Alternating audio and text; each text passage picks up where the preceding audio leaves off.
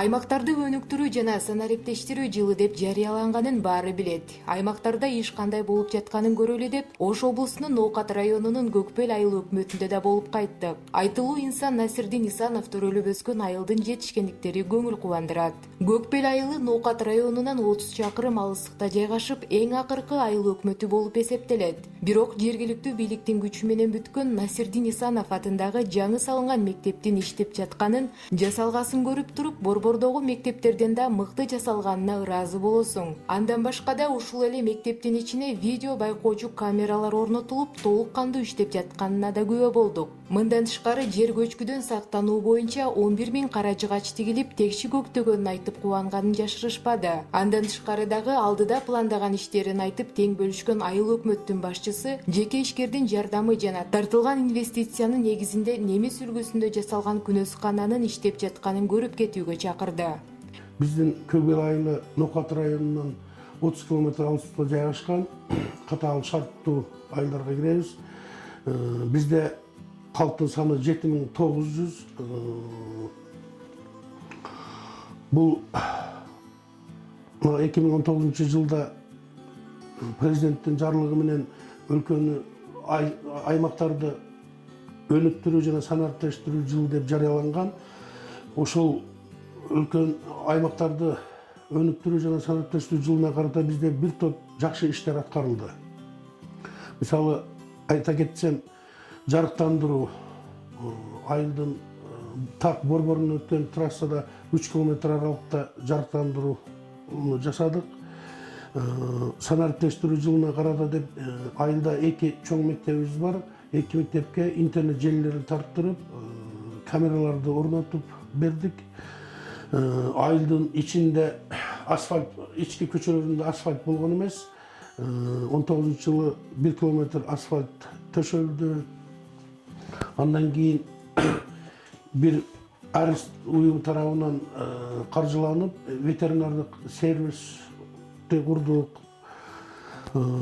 Мектеп Исанов атындагы орто мектебине балдардын ысык тамагына кошумча жардам болобу деген ниетте теплица курдук.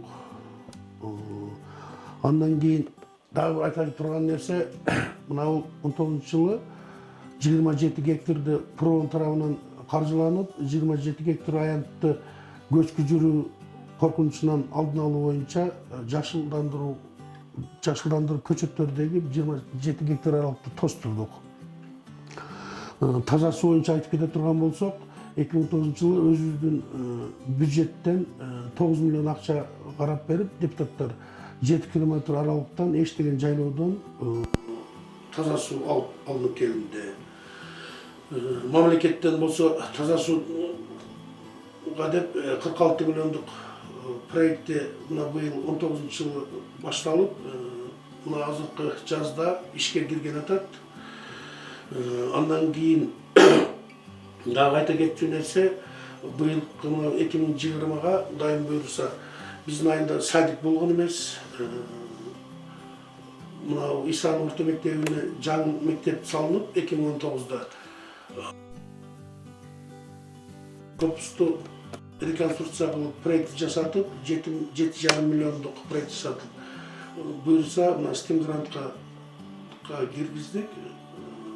Насип кылса, быйыл алдагы ишке ашканы турат. Дагы бир жакшы иш болду. Бизде 2 чеке айылдын ортосунда бириктирүүчү көпүрө жок болгон. Ошол жерге көпүрө салынды. Андан кийин дагы бир айта кетчү нерсе, мына азыр 2020-га план кылып МЧС тарабынан киргиздик 2 көпүрөнү. Өзүңүздөр да көрүп болсоңуздар болот. Мектепке чоң Абдулаким атындагы орто мектебибиз бар. Ошого окуучулар өтүүчү көпүрөсү жок, өтө коркунучтуу жерле, ал жерге дагы бир айылдын башына 2-чи көпүрөнү МЧС тарабынан киргизип атабыз. Буюрса жакшы эле пландар бар.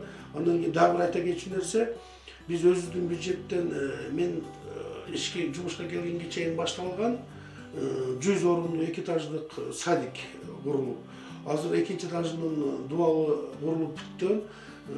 Насип кылса быйыл 2020-дан тамын үстүн жапсак, bir 2 жыл 3 жылдын ичинде дагы башка жактардан bir акча каражаттарын фонддордон издеп аракет кылабыз деп ниет кылып турабыз. Насип кылса ал садик дагы ачылат. Дагы bir айта турган нерсе, бизде мына 2019-жылы жана айтып бардым, 5 жайлоосунан суу тартып келдик деп. Ошол суу тартып келген резервуарга Проон тарабынан каржыланып 670 миң сомдук хлоратор курдук. Проон тарабынан дагы bir жакшы нерсе болду, каржыланып. Мына бирдиктүү терезе деп неме кылдык, Проон тарабынан каржыланып материалдарын ички корпусун өзүбүз создап, ал жактан компьютер, бардык мебелдерин ал жактан неме кылды. Проон тарабынан дагы bir жакшы жери, мына контордун алдында турат, бакы өлгөн малдарды өрттөөчү аппарат неме алып келди. Буюрса жазда анын зданясын салып, ал жерге орнотобуз. Ошентип алыскы айыл өкмөттөлгөн Көкпел айылындагы иш сапарыбызда аягына чыгып, тарыхый инсан Насирдин Исанов жашаган үйдү да тарых үчүн деп тартып алууга үлгүрдүк.